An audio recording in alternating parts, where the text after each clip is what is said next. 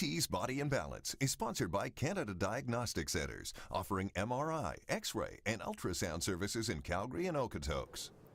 Forgetfulness, trouble recognizing faces, disorientation, these are the common symptoms of Alzheimer's we all know, but for Alzheimer's Awareness Month, health specialist Leah Sarich is here now with a group of symptoms that are under-recognized, I suppose. Yeah, exactly. Under-recognized, underappreciated. So Alzheimer's, of course, is the most common form of dementia.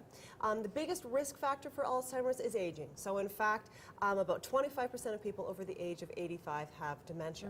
So as you get older, it's very likely it might happen. Here in Calgary, they start screening at about age 75, even if you don't have symptoms in some cases. So we all know those common symptoms. You mentioned a few of them. So of cognitive decline, short-term memory loss, problems with recognition, disorientation, there's many, many more. But I spoke with Dr. Zainur Ismail, and he practices behavior neurology and neuropsychiatry, and he explains really simply that the brain controls not just thinking, but mood and behavior as well, right? So we forget about these things. And there are a number of neuropsychiatric, which is just a fancy word for mood and behavior changes associated with the degenerating brain. In Alzheimer's, 97% of people with the dementia will have at least one neuropsychiatric symptom in the first 5.3 years of their illness. And these include things like apathy and depression, and those are sometimes very difficult to distinguish, but also anxiety, agitation, aggression, even delusions or hallucinations, anxiety, sleep changes, appetite changes. So that's a pretty long list. It is. And in fact, Dr. Ismail says that these psychiatric symptoms can actually be some of the earliest symptoms that family members might recognize. So all of a sudden they might say, you know, gee, Grandpa's been really edgy lately, or Grandma seems a little depressed. So really what you want to do is you have to determine when these things have started and sort of the patient himself. So if the patient has had a history of depression, for example, and they have an episode in their 70s, for example, not really a big red flag. But if they've never had a bout of depression before and they get their first one in their 70s, for example, this could be a major red flag. Really something to pay attention to. The other element to Alzheimer's we really want to look at is the heart and brain connection. So Dr. Ismail says doctors talk about brain health the way they talk about heart health. And if you have problems in the heart, basically you're very likely to have problems in the brain.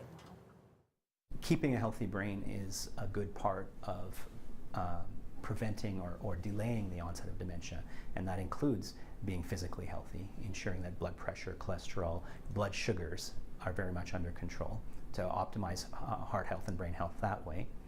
And physical exercise has also been demonstrated to improve thinking and cognition. And there's research to tell us that physical exercise actually produces chemicals that help with learning, things like brain-derived neurotrophic factor, and help us think better.